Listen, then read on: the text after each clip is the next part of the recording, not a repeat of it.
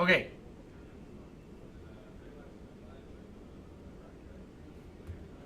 So let's have a review of Palo Alto and in general what you do on a strangle swap.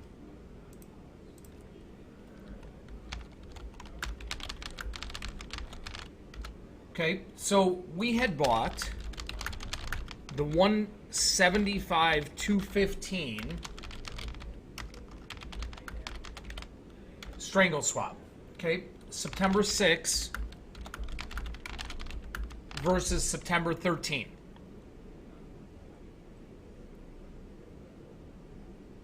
Okay, what does that actually mean? When we say strangle swap, what does that actually mean?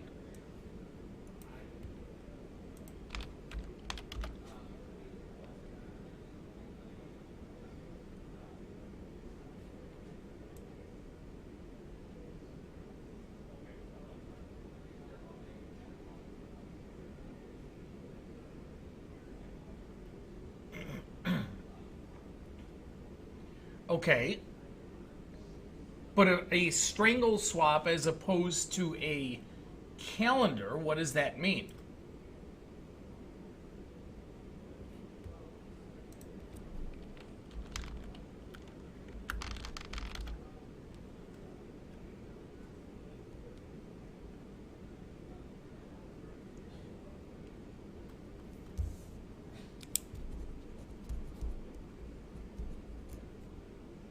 Okay, two calendars, good. It's a put calendar and a call calendar. And why do we do that?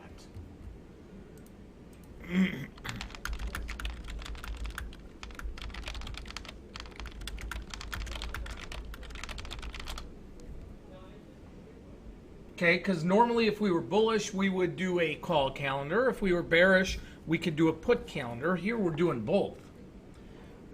Excuse me.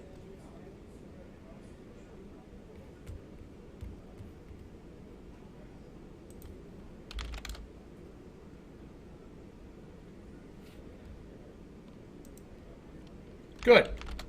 So Len's got it. So when we evaluate a chart and we look at it and say, oh, you know, there's really no discernible direction that we want to take, or maybe there is significant resistance at an expected move point and significant support at an expected move point.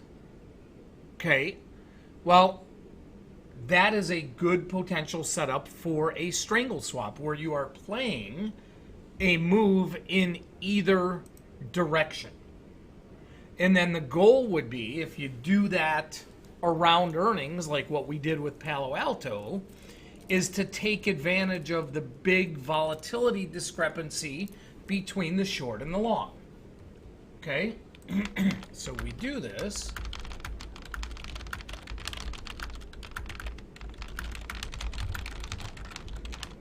To take advantage of a move in either direction. Okay? So when you do this together, you're making two spreads together. Okay, and Mickey, this is going towards your point here. We bought this, meaning two calendars, for $1.10. Now, typically, when we do that, we know on the exit, or we assume on the exit, that there's only going to be an exit on one side or the other. Right? Because if a stock does make the move in either direction, then we exit the calls or the puts depending on what the move was. Carlos, it's both.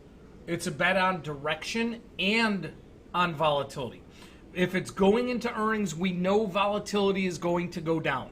We know it's going to get annihilated, and we look to see if the short-term vol that we are selling is going to get hit more than the long-term vol that we're buying. So it really is a combination. Okay? So if we bought this, meaning we bought a call spread, a calendar call spread, and we bought a calendar put spread for $1.10, okay, and then let's say we sell the call calendar for $1.30, we've already locked in 20 cents. Okay? We've locked in 20 cents no matter what happens to the put side. And what's the worst thing that can happen to the put side?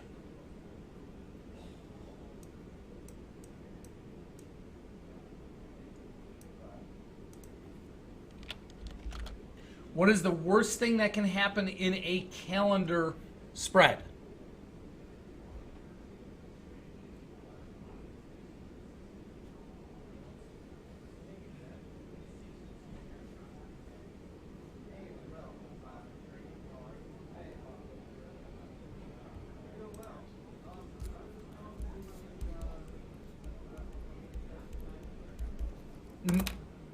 Right.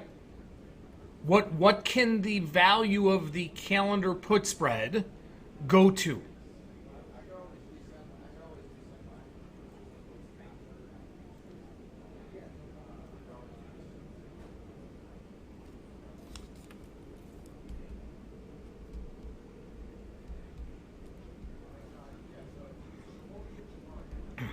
Okay, so that is the worst case. It can go to zero, right? We can't lose more than that.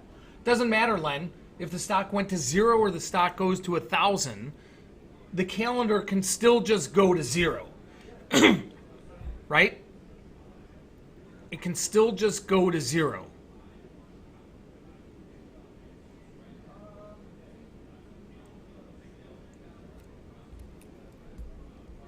So if that's the worst case that can happen,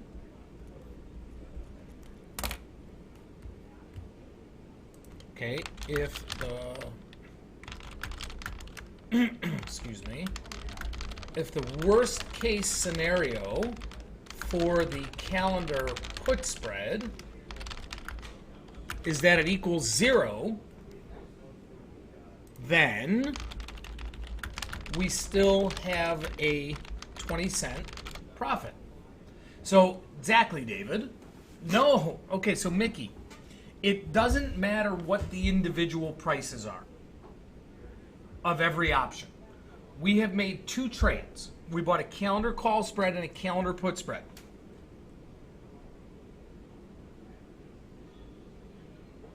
We paid $1.10 for that. It doesn't matter what we do to get out of that, whether it's the call side, the put side, or a combination of both. If we collect $1.30, we lock in 20-cent profit. Okay, so in this instance, break it down, Mickey, to the two individual trades. We sold the calendar call spread for $1.30. If we're not able to sell the calendar put spread, so if it goes out worthless at zero, how much have we still collected?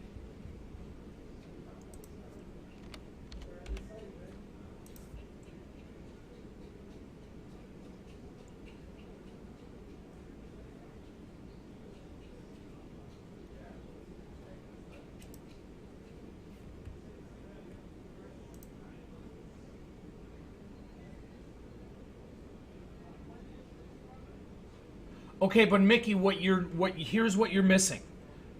We paid $1.10 for what? We paid $1.10 for what? The whole thing, not just the call spread. We paid $1.10 for the whole thing. So what you're not doing is comparing apples to apples. Okay, what you want to do is break down what we bought the call side for. Okay, so yesterday I can tell you, and I'm going back here, that I bought, hang on, let me pull this up here. Okay, yesterday I bought the call side for 52 cents. And I bought the put side for 58 cents. Okay, so breaking it down, Bought the call side for 52. Whoops. Bought the put side for 58. Now maybe this will make more sense to you. Okay, so if I sell the call side for $1.30, I have made 78 cents on the call side. The most I can lose on the put side is what?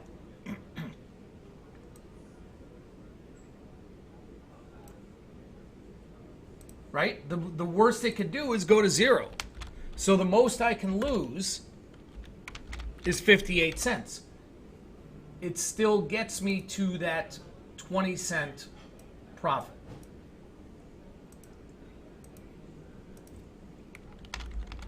Now, the hope would be, the best thing that could happen for us right now is for the stock to completely fall out of bed and our worthless puts that we own for next week, which we've already, priced them at 0 and locked in a profit, is that those actually become worth something and we're able to sell those at a certain price.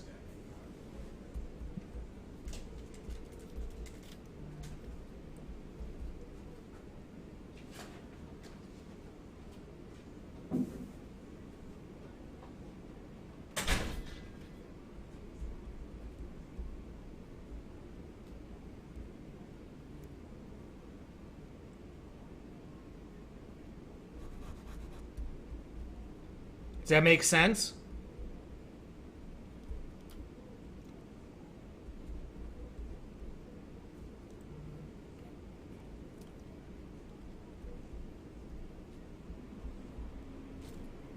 Cool. Does that make sense for everybody?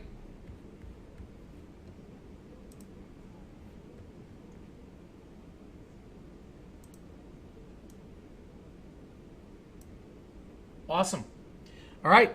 Let me get the recording posted up in the room and the whiteboard here. Let's get this up here.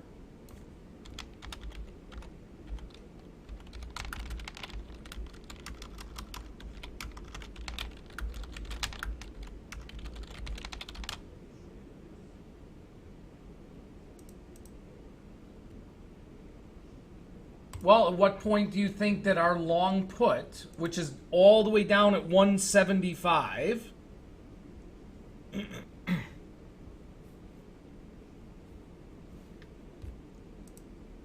where does the stock have to go?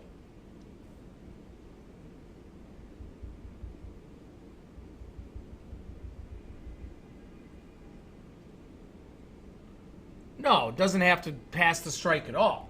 But we probably need to see a pullback at least to 185 or so for that thing to be worth anything. Now, it did trade 180 last night after earnings first came out. But, at this point, that's probably very unlikely.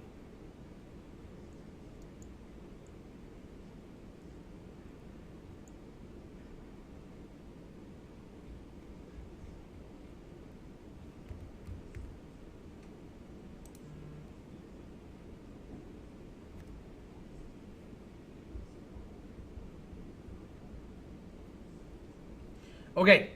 All right, let me get this video posted in the room. I'll be right back, guys.